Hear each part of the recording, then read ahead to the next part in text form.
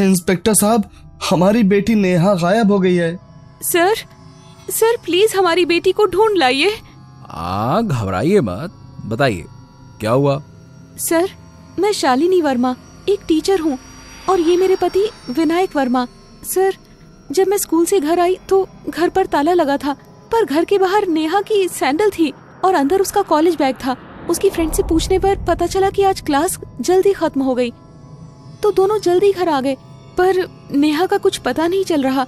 उसका बैग बताता है कि वो घर आई थी, लेकिन उसके सभी शूज और सैंडल बाहर शू रैक में ही हैं। तो नंगे पैर कहाँ चली गई? हम बहुत परेशान हैं सर, प्लीज ढूंढिए उसे। सर, उसका फोन भी बंद है। तो ये बात है, चिंता मत कीजिए, ये सब हम देख लेंगे। कामिनी जी, इनकी FIR तो लिखिए। आइए आप दोनों।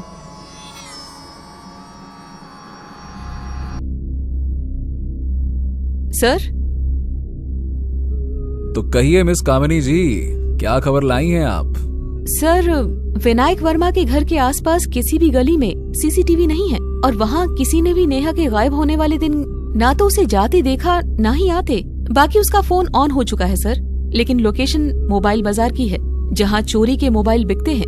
मोबाइल बाजार? अच्छा कामिनी जी, वहाँ चोरी का मोबाइल कौन खरीदता है?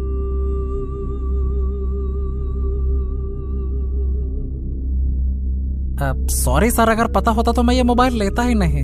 अरे बेटा ये बता, कौन था वो? कोई नया ही था सर, पहले कभी देखा नहीं, पर उसकी शक्ल याद है मुझे।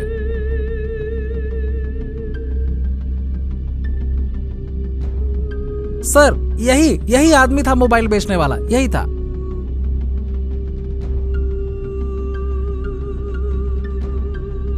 नो सर, हमने इसे कभी नहीं देखा। लेकिन ये है कौन इंस्पेक्टर साहब?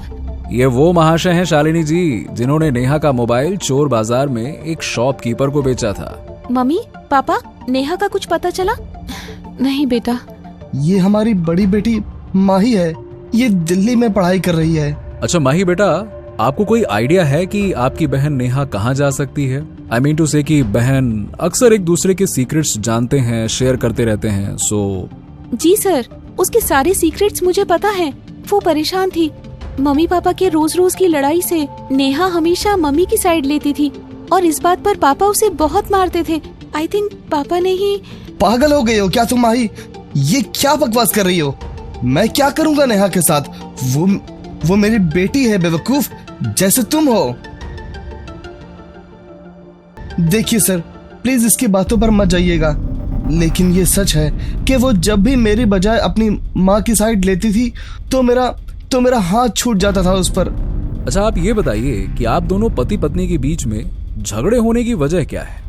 शालिनी का हमारे पड़ोस में रहने वाले सुधीर के साथ अफेयर चल रहा है। विनायक, पागल ना तो माही है, ना ही मैं और ना ही नेहा। पागल तुम हो जो बेवजह सुबह शाम शक की बीमारी खा रहे हो। मेरा सुधीर के साथ कोई चक्कर नहीं है, समझे तुम? Oh hello mister and Mrs, आप लोग लड़ना बंद कीजिए। पुलिस स्टेशन है ये, आपका बेडरूम नहीं है, समझे? चलिए ये बताइए कि ये सुधीर महाशय कहाँ मिलेंगे? सर, विनायक बहुत ही शक्की आदमी है, वो झूठा आरोप लगा रहा है। बेशक हम कॉलेज समय से साथ में हैं, अच्छे दोस्त हैं और फोन पर बातें करते रहते हैं, लेकिन इसका मतलब ये तो नहीं हुआ ना कि हम दोनों का कोई चक्कर चल रहा है। अरे विनायक तो ऐसे ही बोलता रहता है।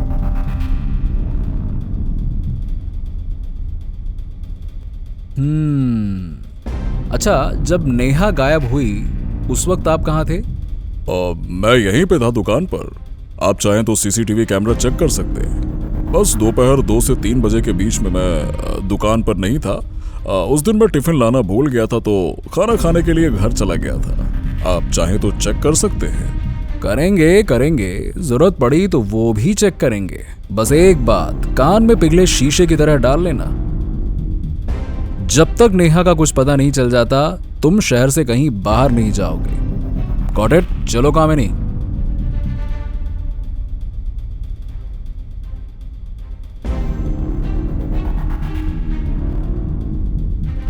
कामिनी जी, नेहा के CDR का क्या हुआ? वही चेक कर रही थी सर। कुछ मिला? कोई दीपक नाम का लड़का है जिसके साथ नेहा की अक्सर बात होती थी, लगभग रोजाना। शर्मा कुरियर में काम करता है।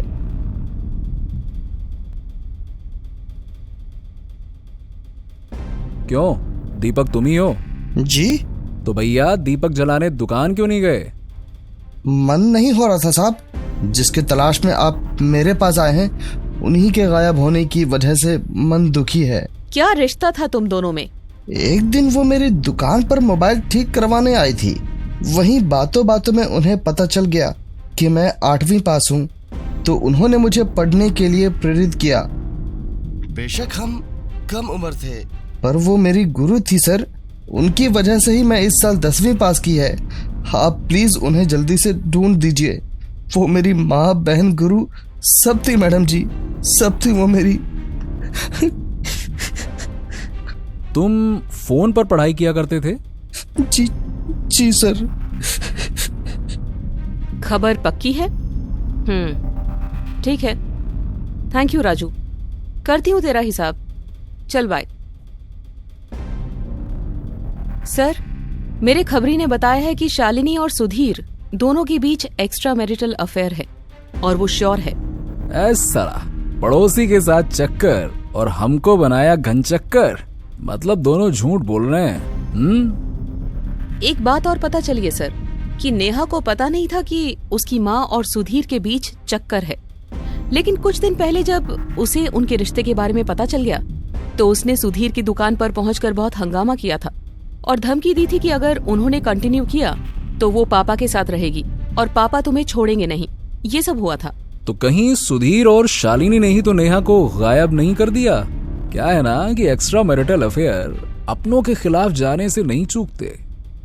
लेकिन सर, आपको क्या लगता है दीपक कुरियर वाला सच बोल रहा है? क्या है ना कि आजकल अपराधी बड़े शातिर हो गए हैं कामिनी जी। उन्होंने अपने हाव भाव छुपाने की कला सीख ली है। क्या पता मासूम चेहरे वाला ये कुरियर बॉय ही नेहा के मिसिंग का मास्टरमाइंड हो। केस तो बड़ा पेचीदा हो गया है। आखिर किडनैपर है कौन? हेलो, क्या?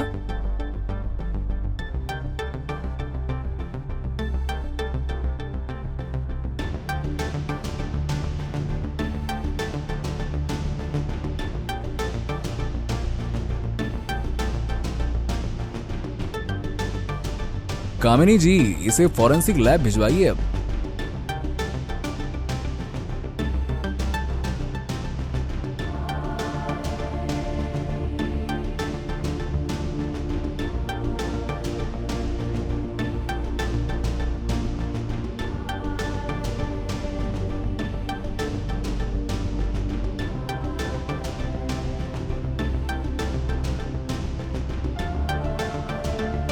शालिनी जी, जरा कपबोर्ड में भी चेक कर लीजिए। अरे आपने जो कपड़े प्रेस के लिए भिजवाए थे वो सही है या नहीं, देख लीजिए। जी, सभी कपड़े हैं, पर आप इन कपड़ों के बारे में क्यों पूछ रहे हैं? नेहा की मौत से इसका क्या लेना देना? तुम्हारा नाम क्या है? राजू है साहब। कुछ काम था क्या साहब?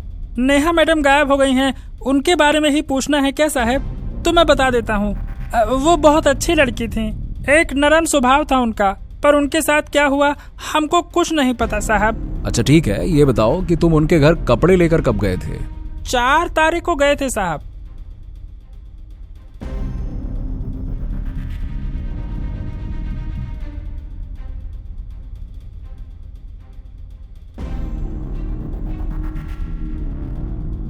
नेहा मैडम ने ही कपड़े लिए थे, और हाँ, उनके साथ वहाँ एक लड़का भी था। नेहा मैडम उसके साथ कहीं जाने वाली थी। अच्छा, दिखने में कैसा था वो लड़का? दिखने में तो एकदम हीरो जैसा था साहब, पर चेहरा ठीक से याद नहीं है। अरे वो देखो, तुम्हारा 10 का नोट गिरा है। लड़के का हुलिया याद आए तो बताना, ठीक है? जी साहब। कामिनी, मेरे लेफ्ट साइड वहां पार्क के कोने पर एक प्रेस वाला है, देखो तो। वो इधर ही देख रहा है क्या? जी सर, पर हुआ क्या?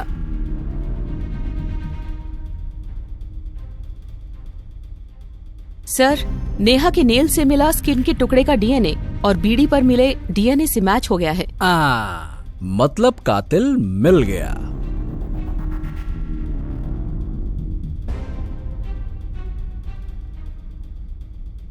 ओह भैया राजू बेटा, बस बहुत कपड़े प्रेस कर लिए, जो बचे हैं ना उन्हें जेल में प्रेस करना।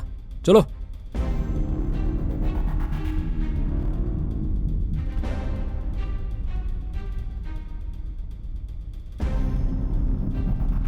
रुक जाओ विनायक, अगर तुमने राजू को कुछ भी करने की कोशिश की तो मुझे मजबूरी में गोली चलानी पड़ेगी। मुझे मुझे मत रोको इंस्पेक्टर। मुझे पता चल चुका है कि इस दरिंदे ने ही मेरी बेटी को मारा है। इसे इसकी पाप की सजा मैं देख कर रहूंगा। देखिए विनायक जी, आप पर क्या बीत रही है मैं बिल्कुल समझ सकता हूँ, लेकिन प्लीज कानून को अपने हाथों में मत लीजिए। नेहा को तो हम बचा नहीं सके, लेकिन आपकी पत्नी और आपकी एक बेटी भी तो आपके साथ है ना। अगर आप जेल चले गए तो इनका क्या होगा? बात को समझिए, फेंक दीजिए चाकू, इसे कानून सजा देगा, मैं दिलवाऊंगा।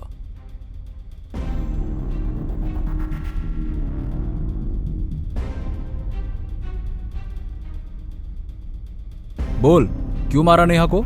सर करीबन 2 बजे मैं नेहा जी को कपड़े देने के लिए उनके घर गया था। मैंने उन्हें कॉलेज से वापस आते हुए देख लिया था। मैं जब उनके घर में पहुंचा तो बाहर का दरवाजा खुला हुआ था। मैं बिना सोचे समझे अंदर चला गया। अंदर पहुंचा तो देखा नेहा जी कपड़े बदल रही थी और उन्हें बिना कपड़ों के देखकर मेरी वासना जाग गई। चाह कर भी मैं खुद पर काबू नहीं कर पाया और अंदर कमरे में पहुंच गया। मुझे वहां देखकर वो चौंक गई। उन्होंने मुझे वहां से जाने के लिए कहा, लेकिन मैंने उनके सामने प्यार करने की शर्त रख दी।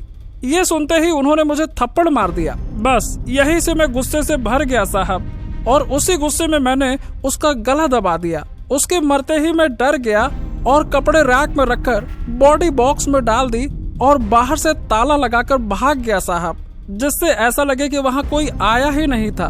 लेकिन साहब मैं उसे मारना नहीं चाहता था। बेटा तू मारना नहीं चाहता था, लेकिन तूने मार तो दिया, इसीलिए अब होगी फांसी। क्या? फांसी।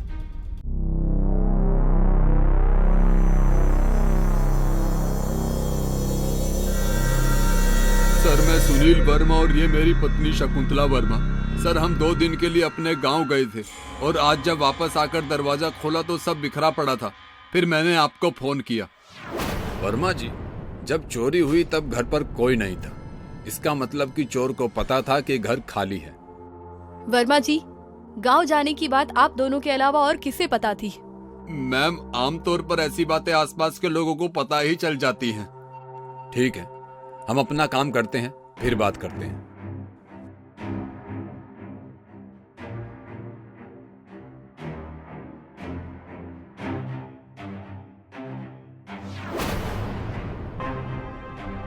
दो लोगों के जूतों के निशान दिख रहे हैं। इसका मतलब चोर 2 थे और वो छत से आए थे।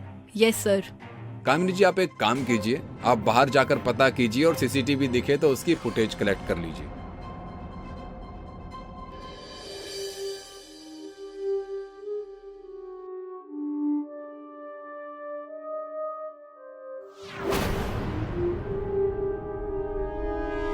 यहाँ तो कहीं भी सीसीटीवी नहीं है। अब चोर कैसे पकड़ में आएंगे? आपने पता किया क्या क्या चोरी हुई है? तकरीबन 2.25 लाख के जेवर और 50,000 नगद। एक बात बताइए, इस कॉलोनी में गार्ड नहीं है क्या? नहीं सर, कॉलोनी वाले बहुत ही कंजूस किस्म के लोग हैं। वो गार्ड पर पैसा खर्च ही नहीं करना चाहते। सर मैंने बाहर पता किया लेकिन कुछ भी पता नहीं चला, और इस कॉलोनी में सीसीटीवी भी नहीं है। ठीक है वर्मा जी, जैसे ही कुछ पता चलेगा आपको इन्फॉर्म कर दिया जाएगा। चलिए कामिनी जी।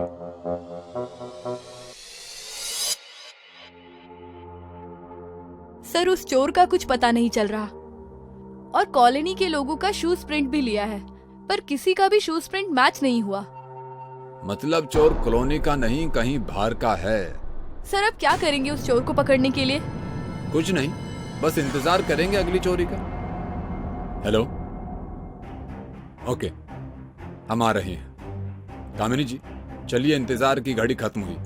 कमल कॉलोनी से राकेश शर्मा का फोन था, उनके घर में भी चोरी हुई है।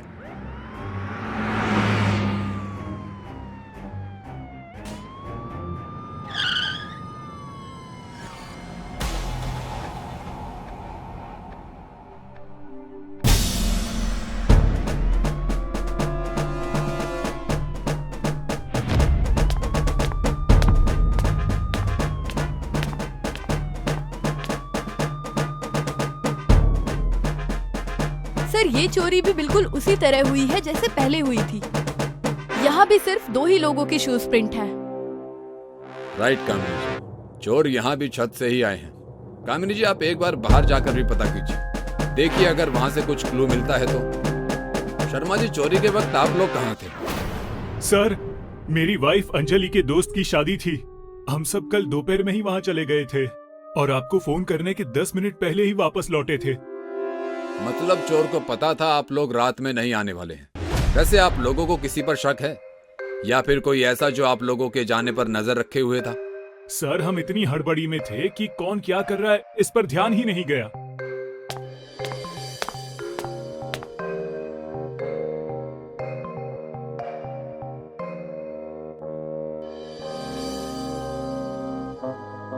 यहाँ भी कोई सीसीटीवी कैमरा नहीं है। शर्मा जी, क्या क्या चोरी हुआ है आपके यहाँ से? सर, मैं लिस्ट बना चुका हूँ। 5 लाख के गहने, 30,000 कैश और एक लैपटॉप। सर, पैसे और गहने मुझे वापस ना मिलते तो ना सही, लेकिन प्लीज लैपटॉप ढूंढ दीजिए। उसमें मेरी कंपनी का वो डेटा है जो अब तक कंपनी के सर्वर पर अपडेट नहीं हुआ। अगर वो नहीं मिला तो कंपनी को नुकसान होगा ही, मेरी नौकरी भी चली जाएगी। प्लीज सर, लैपटॉप ढूंढ दीजिए। आप टेंशन मत लीजिए, हम पूरी कोशिश करेंगे। सर, कॉलोनी में किसी ने भी किसी संदिग्ध व्यक्ति को ना आते हुए देखा है और ना जाते हुए। कोई नहीं, आप फुट प्रिंट एक्सपर्ट को बुलाइए और पिछले वाले शूज के प्रिंट का मैच करके देखिए कि दोनों मैच करते हैं या नहीं।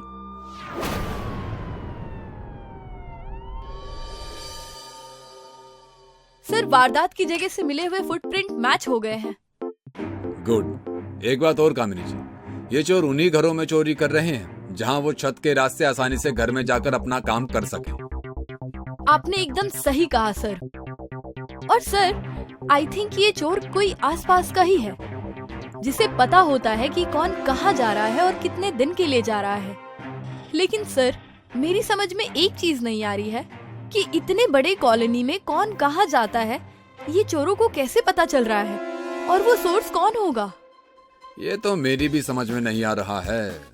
कामिनी जी, आप एक काम कीजिए, 2 कप गर्मा गर्म अदरक वाली लाल चाय मंगाइए, शायद चाय पीकर दिमाग की बत्ती जल जाए। जी सर।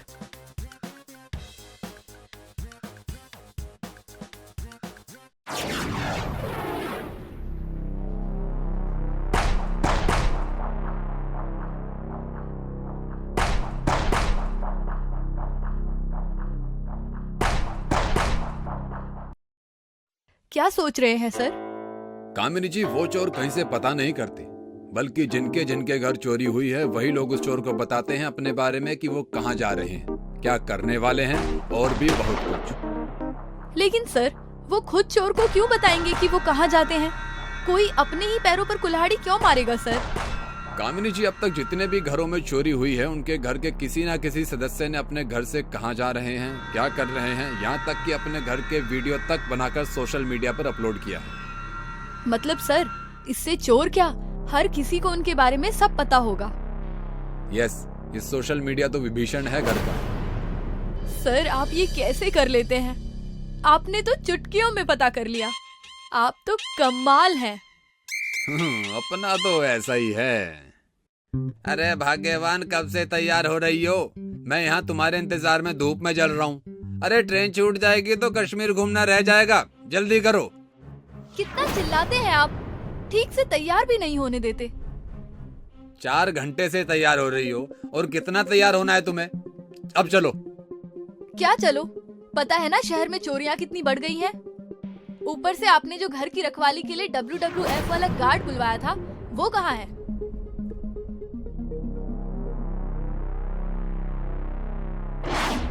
आइयो जी, मैं आ गया। अब आप लोग डोंट पिकर होकर घूमने जाइए जी। देखो, मेरी घर की सुरक्षा मैं तुम्हारे हवाले करके जा रहा हूँ 1 हफ्ते के लिए। अगर चोरी हो गई तो 1 पैसा नहीं दूंगा तुझे। आइयो जी, आप चिंता मत करना, मैं ईमानदारी से घर के निगरानी करूंगा जी। आप लोग विदाउट एनी टेंशन जाओ जी। पहले एक वीडियो बनाकर पोस्ट तो कर दूं।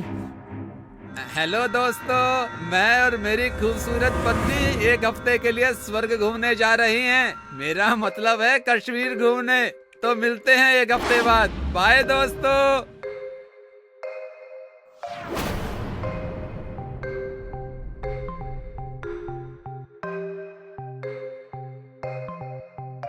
Hello what? हम आता है, डोंट पिकर। हेलो मालिक जी, हमारी माँ गांव में बहुत बीमार पड़ गई है जी, इसलिए हमको अभी गांव जाना होगा जी। आई एम सॉरी जी।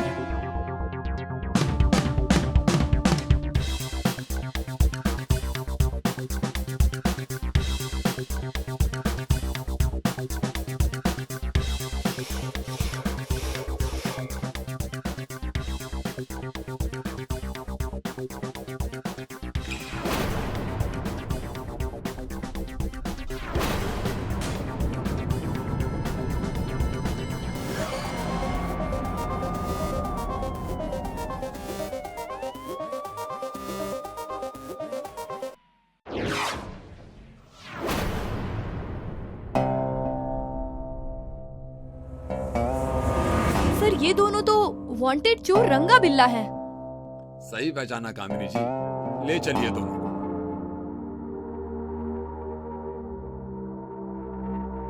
यार मेहुल, शर्मिला भाभी, आप दोनों को पूरी पुलिस टीम की ओर से थैंक यू सो मच। अरे नहीं यार, थैंक यू बोलकर शर्मिंदा मत कर। देश के कानून को जब भी हमारी जरूरत होगी हम हमेशा तैयार रहेंगे। क्यों शर्मिला? रंगा बिल्ला, हमारे मेहमान खाने में तुम्हारा स्वागत है। यहाँ हम मुजरिमों के बहुत अच्छे से खातिरदारी करते हैं। अगर तुम्हें यहाँ का खाना नहीं खाना तो चुपचाप शराफत से बता दो कि चोरी का सामान कहाँ है, वरना।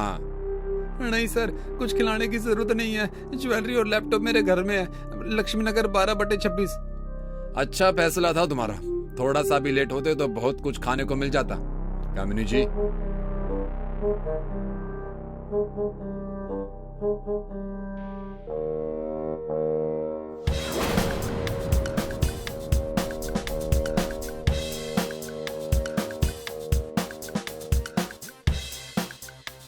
Thank you sir. हमने सपने में भी नहीं सोचा था कि चोरी हुई हमारी ज्वेलरी और पैसा दोनों मिल जाएंगे। ये लैपटॉप ढूंढकर आपने मेरी नौकरी बचा ली sir. Thank you so much. It's okay. अपराधी को पकड़ना ही मेरा काम है और राठौर मेरा नाम है।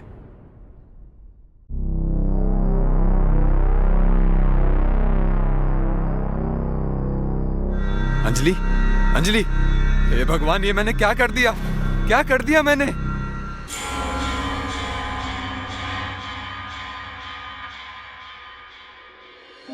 सर, मैंने अपनी पत्नी अंजलि का खून कर दिया है।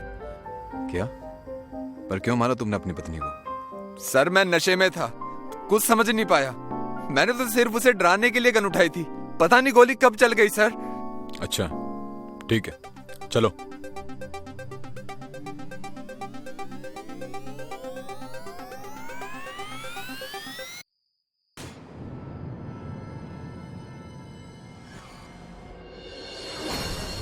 सर, इसी रूम में मैंने अपनी पत्नी को गोली मारी थी। राजन जी, यहाँ पर तो कुछ भी नहीं है। बट सर, मैंने अंजलि को यहीं पर गोली मारी थी। राजन जी, ना तो यहाँ पर आपकी पत्नी की बॉडी है और ना ही फर्श पर खून। सर, ये कैसे हो सकता है?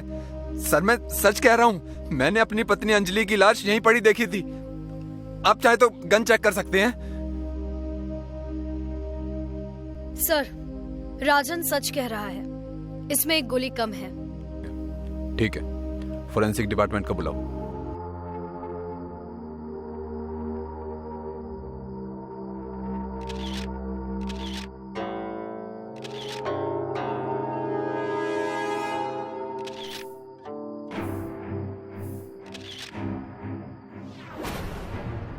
खून के निशान तो हैं, पर लाश यहां से कौन ले जाएगा और किस लिए? हेलो, क्या? सर, वर्सोवा नदी के पास अभी एक औरत की लाश मिली है।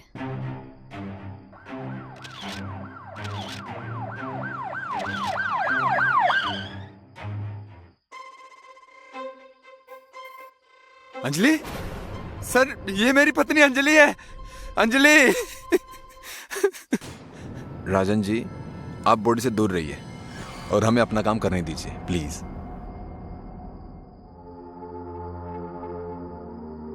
राजन जी, आपकी पत्नी की बॉडी में कहीं भी गोली लगने के निशान नहीं है।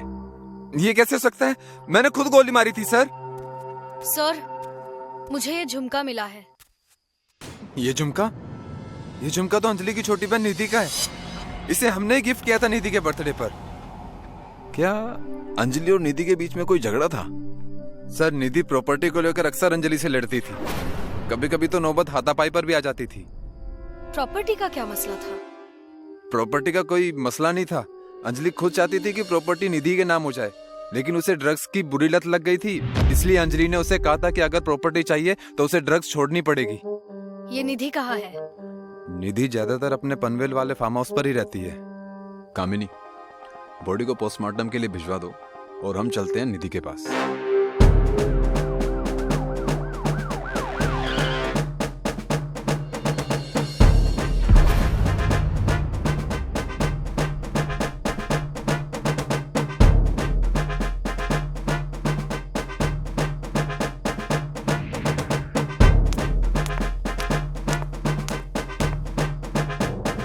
Sir, suicide note.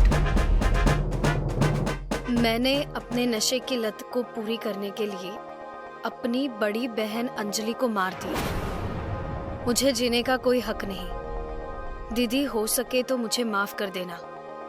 आपकी छोटी बहन निधि आपके पास आ रही है। सर, निधि खूनी थी और अब वो नहीं रही। इसका मतलब सर, केस खत्म। कामिनी, जब तक दोनों बॉडी की पूरी रिपोर्ट नहीं आ जाती ये केस खत्म नहीं होगा। और हाँ, दोनों घर के आसपास के सीसीटीवी अच्छे से चेक करो। Okay sir.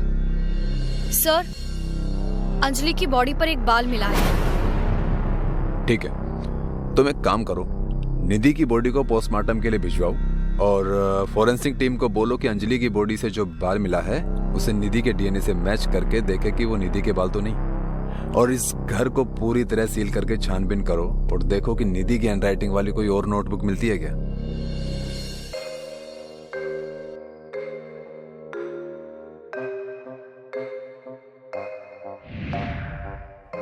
सर, एक डायरी मिली है।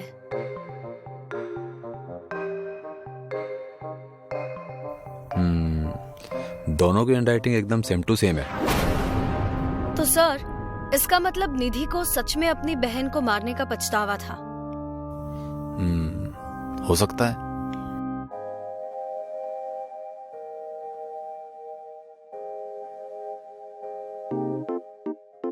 सर, अंजलि की पोस्टमार्टम रिपोर्ट से पता चला है कि उसकी मौत पानी में डूबने से हुई है, लेकिन उसके सर पर एक चोट का निशान भी नहीं है। उसे किसी भारी चीज से मारा गया था, लेकिन ऐसी कोई भी भारी चीज हमें अभी तक नहीं मिली है। कोई नहीं, खूनी का पता तो चल गया। निधि जिंदा होती तो बता देती वो भारी चीज है कहाँ, लेकिन वो तो। सर, अंजलि की बॉडी पर जो बाल मिला था वो निधि के डीएनए से मैच नहीं हुआ। क्या? इसका मतलब खूनी कोई और है? जी सर, आप सही कह रहे हैं, क्योंकि अंजलि और निधि के घर के पास वाले सीसीटीवी फुटेज को जब मैंने देखा तो एक रेड कैप वाला इंसान नजर आ रहा है जो दोनों ही जगह पर कैप से आया है।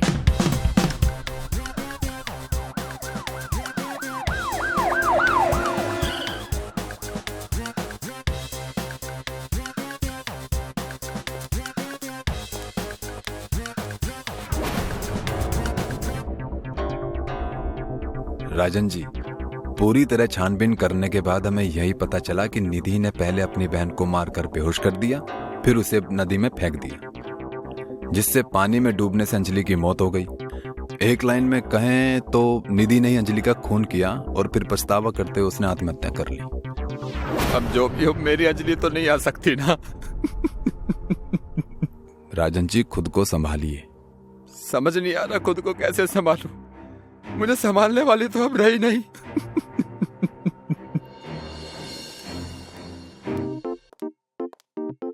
सर, आपने डीएनए रिपोर्ट की बात राजन से क्यों छुपाई?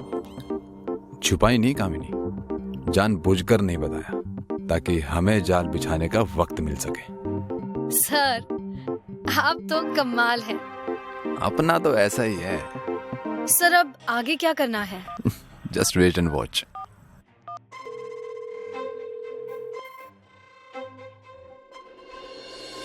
हेलो, कैब कंपनी, मैं इंस्पेक्टर राठौड़ बोल रहा हूँ। कोला कैब कंपनी को छोड़कर बाकी सभी कैब कंपनीज आज के लिए बंद कर दीजिए और कमल रोड मैंगो विला के लिए जो भी कोला कैब जाए उसकी डिटेल मुझे तुरंत चाहिए।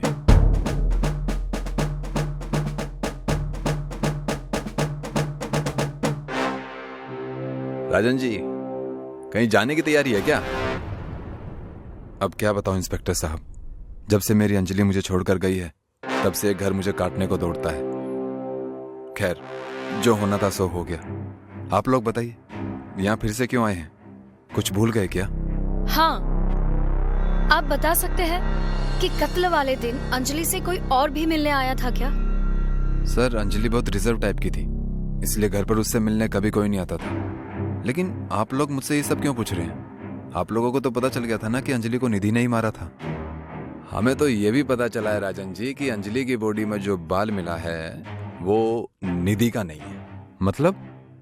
मतलब ये अंजलि और निधि के कत्ल में किसी और का हाथ है क्या? ये आप क्या कह रहे हैं इंस्पेक्टर साहब? निधि ने खुद सुसाइड नोट में कबूल किया है कि उसी ने अंजलि को मारा है, तो फिर आप ये नई कहानी क्यों बना रहे हैं? कहानी है या हकीकत, वो तो हम आपको बाद में दिखाएंगे, लेकिन फिलहाल आप शहर छोड़कर कहीं नहीं जा सकते।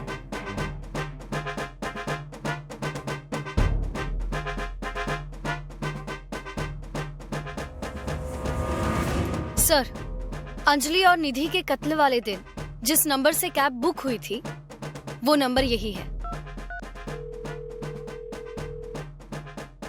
हेलो, ओके, ठीक है, ड्राइवर का नंबर भेज दीजिए जल्दी।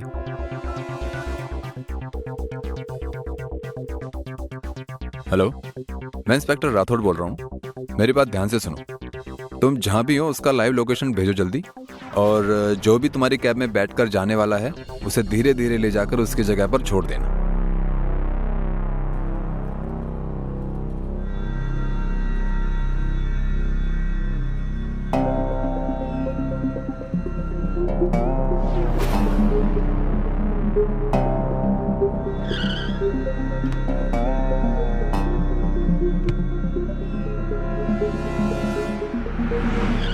क्यों फोन करके बुलाया? तुमसे एक काम ठीक से नहीं होता। तुम इतनी बड़ी गलती कैसे कर सकती हो? तुम्हें पता है अंजलि की बॉडी पर जो एक बाल मिला है वो निधि का नहीं तुम्हारा है। अब मुझे तुम्हें भी मारना पड़ेगा।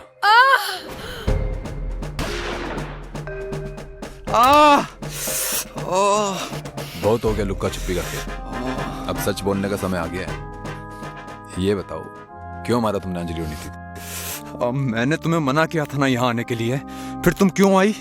मत भूलो कि अभी तक हमारा तलाक नहीं हुआ है। फिर भी ज्यादा के लालच में तुमने अमीरजादी अंजलि को फंसाकर जो उससे शादी की है ना, अगर सोचो अंजलि को तुम्हारी सच्चाई के बारे में पता चल जाए तो तुम्हारा क्या होगा? तो तुम ब्लैकमेल कर रही हो? क्या चाहती हो? ज्यादा कुछ नहीं, बस हर महीने 5 लाख। राजन, शादीशुदा होने के बावजूद भी तुमने मुझसे शादी की सिर्फ और सिर्फ मेरी जायदाद के लिए। इतना बड़ा धोखा। लेकिन अब मैं अपनी सारी जायदाद निधि के नाम कर दूंगी और तुम्हें तलाक देकर भिखारी बना दूंगी। तुम जिंदा रहोगी तब ना।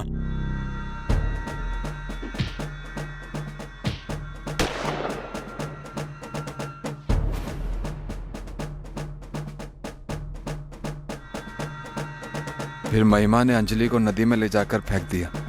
हमने निधि पर दबाव डालकर उससे लेटर लिखवाया, उसे फंसाया ताकि जायदाद का कोई हकदार ना बचे, और सारी जायदाद तुम हड़प लो। प्लानिंग तो बहुत अच्छी की थी तुम दोनों, लेकिन अफसोस प्लान फेल हो गया। अंजलि और निधि को जान से मारने के जुर्म में तुम दोनों को गिरफ्तार किया जाता है।